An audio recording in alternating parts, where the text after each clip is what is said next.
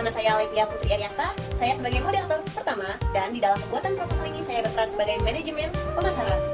Selanjutnya, Frankie Nome. Frankie ini sebagai moderator kedua dan berperan sebagai pemilik toko. Selanjutnya, Juliana. Juliana sebagai moderator ketiga dan berperan sebagai manajemen keuangan. Kemudian yang terakhir adalah Dimas Yulianto sebagai moderator keempat dan berperan sebagai kasir. Oke, setelah kita semua berkenalan, langsung saja kita menuju ke pembahasan utama. Jadi kita di sini akan membahas mengenai proposal toko kelontong, yang dimana sudah dijelaskan tadi bahwa Frankie Nome sebagai pemilik toko, Juliana sebagai bagian keuangan, Letia Putri sebagai bagian pemasaran, dan Dimas Yulianto sebagai kasir. Adapun isi materi yang akan kami jelaskan adalah pertama, pendahuluan akan dipresentasikan oleh saya sendiri, kemudian deskripsi perusahaan akan dipresentasikan oleh Frankie Nome, bab 3 perencanaan usaha akan dipresentasikan oleh Juliana, kemudian bab 4 yaitu perencanaan anggaran akan dipresentasikan oleh Dimas Yulianto, dan yang terakhir akan ditutup oleh saya sendiri. Nah, di bab 1 pendahuluan ini berisi tentang ringkasan eksekutif. Dalam kondisi pada saat pandemi seperti ini, pergerakan warga untuk berbelanja ke pasar tradisional maupun swalayan menjadi terhambat. Ditambah lagi dengan kondisi sebagian besar pekerja yang melakukan work from home atau biasa disebut dengan WFH, yang mengakibatkan pergerakan mereka terbatas di lingkungan rumah saja. Dari fenomena ini, ide untuk pembuatan toko kelontong rumah muncul. Kemudian, toko kelontong dianggap masih relevan dan cocok untuk dijadikan sebuah usaha bisnis. Setiap hari, masyarakat masih mempercayai toko kelontong sebagai tempat pembelian kebutuhan pokok sehari-hari. Karena letaknya tidak terlalu jauh dari rumah dan adanya pembatasan pemberlakuan kegiatan masyarakat atau biasa disebut dengan PPKM, menjadikan ide untuk membuka toko kelontong di sekitar rumah adalah pilihan yang tepat. Assalamualaikum, perkenalkan nama saya Frankie Nome. Saat ini akan saya membacakan proposal bisnis. Bab 2, deskripsi perusahaan. A. Profil perusahaan. Toko kelontong rumahan ini diberikan nama Toko Kelontong Lestari. Toko Kelontong Lestari menjual berbagai macam produk eceran kebutuhan pokok sehari-hari. Saat memulai usaha, bentuk usahanya perseorangan. Namun pada tahap selanjutnya, Toko Kelontong Lestari juga akan memberikan kesempatan kepada investor atau vendor lain yang ingin bekerja sama. Jadi, visi untuk yang B. Visi pertama, menjadi solusi pemenuhan kebutuhan pokok sehari-hari masyarakat di sekitar perumahan. Yang kedua, menjadi toko kelontong yang mudah dijangkau. Yang ketiga, menjadi toko kelontong yang menyajikan produk-produk kebutuhan pokok lengkap dengan berbagai varian merek. Untuk misinya, pertama, mendapatkan kepuasan dari pembeli. Kedua, memperoleh keuntungan dari penjualan produk kebutuhan pokok. Ketiga, memberikan layanan terbaik pada pembeli.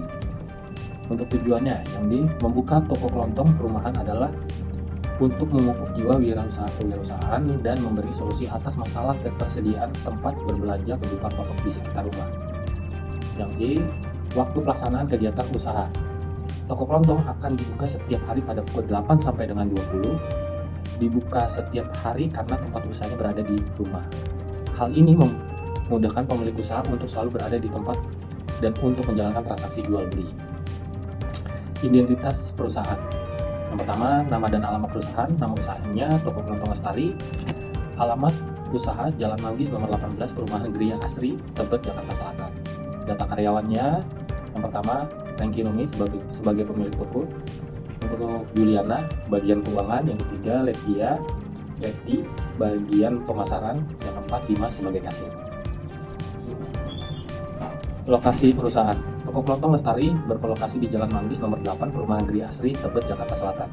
Toko kelontong berada di rumah pemilik tempat berada di garasi, tepatnya berada di garasi diubah menjadi toko. Lokasi Toko Kelontong Lestari dinilai strategis karena mudah dijangkau pembeli yang mayoritas berlokasi di sekitar toko. Selain itu, Toko Kelontong Lestari juga terletak di dekat perempatan besar yang dapat terlihat dari segala arah. Dapat dijangkau dengan kendaraan motor ataupun mobil.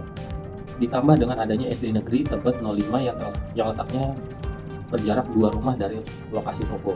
Hal ini mendukung target pemasaran toko yang juga tertuju pada orang tua murid sekolah tersebut. Toko Kelontong Lestari memasok barang dagangan dari toko grosir Senjaya yang beralamat di Jalan Markisa nomor 11 Tebet, Jakarta Selatan. Lokasinya yang hanya berjarak 100 meter memudahkan penjual dalam membeli barang dagangan. Bab 3, perencanaan usaha. A. Target pasar. Toko kelontong bisa diorder oleh berbagai kalangan masyarakat, mulai dari anak-anak sampai remaja. Toko kelontong menjual produk-produk yang berkualitas dan terjamin keaslian produk yang akan dijual. B. Rencana pemasaran dan penjualan. Strategi pemasaran yang dilakukan oleh Toko Kelontong Lestari pada awalnya dengan mempromosikan kepada tetangga dan warga yang tinggal di sekitar kelurahan yang dekat dengan lokasi toko.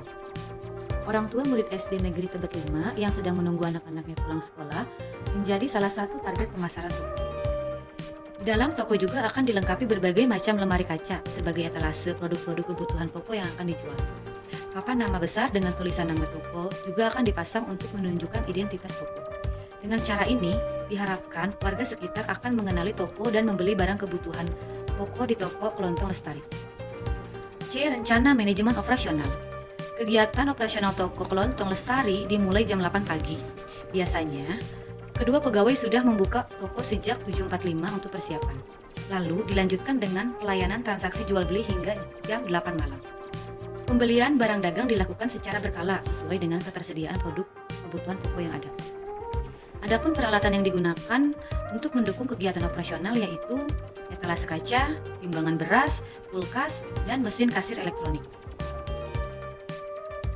Toko Kelontong Lestari menjual berbagai macam produk kebutuhan pokok yang disertai variasi merek diantaranya beras, minyak goreng, telur, gula pasir, gula aren, mie instan, tepung terigu, makanan dan minuman ringan, sabun cuci pakaian, sabun pencuci piring, garam, perlengkapan mandi, dan lain-lain.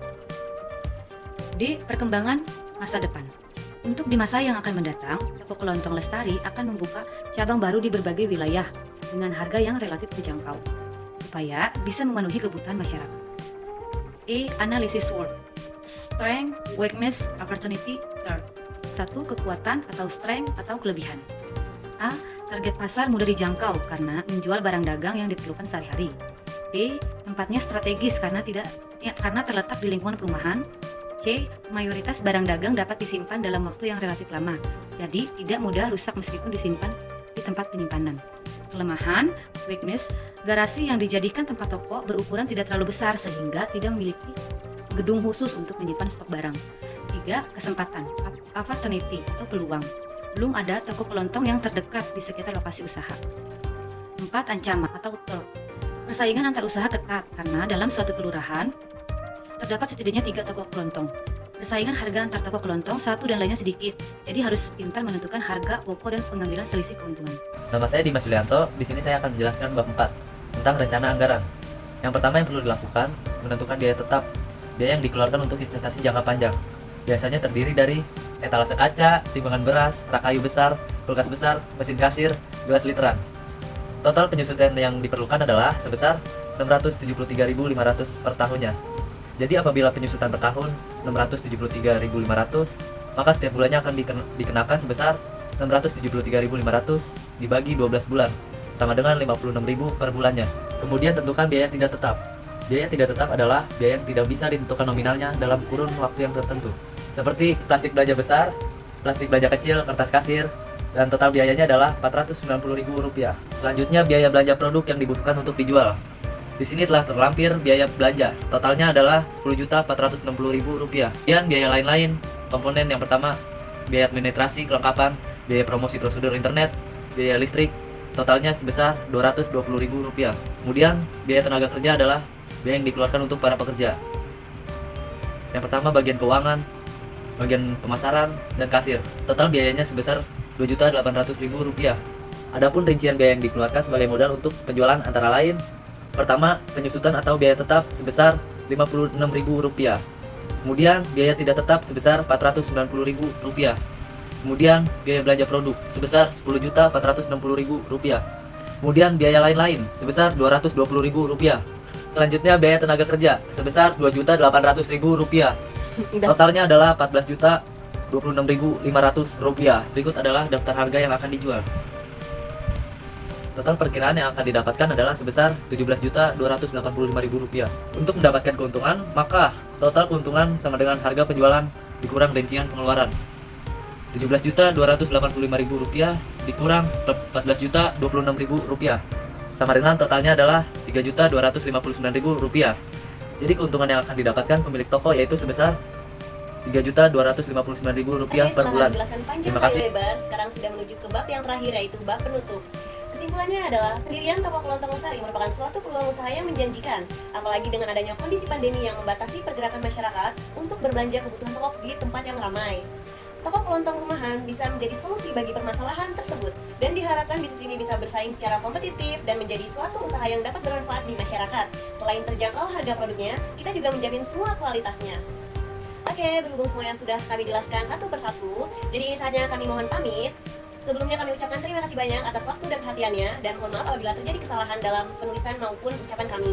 Sekian dari kami, wassalamualaikum warahmatullahi wabarakatuh.